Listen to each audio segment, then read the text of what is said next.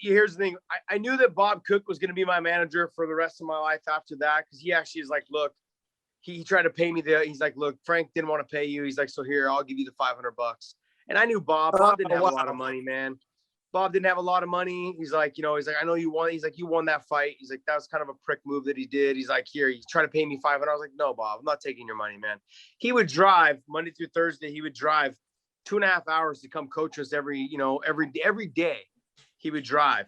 He'd go back and forth from Fresno, and every day he'd drive after he'd work a full 8 hours, go back, and then he'd fucking drive back home that night.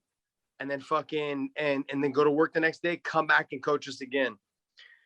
And then eventually he started becoming our full-time coach. We started paying him like in purses, started managing and stuff like that. So he quit his he was a logger. He's fucking climbing trees, fucking tree topping trees all day. And then savage. Just fucking savage, man. He'd be up at 4 a.m. He'd work from like 5:30 until like say 2:30 or 3. Then he'd drive down all the way to, or drive all the way up to San Jose. And that's why they called him Crazy Bob. And he'd fucking coach us until 10 o'clock at night. We'd all go to Jack in the Box afterwards and get those chicken fajitas, the chicken fajita pitas.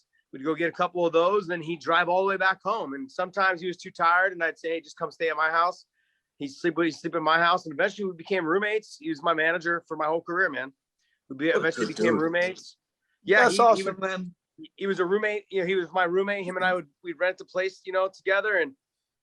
And he was only there Monday through Thursday. So there's no better roommate than that. A guy who pays half your rent is only there. He'd go home to his family on the weekends. And I mean, I had the whole house to my house on the weekend. I was like a rock star to every person I knew. And I always tell people it's very important, in my opinion, when you get started, you have to check out the full interview on iTunes, Spotify, and all major podcast platforms.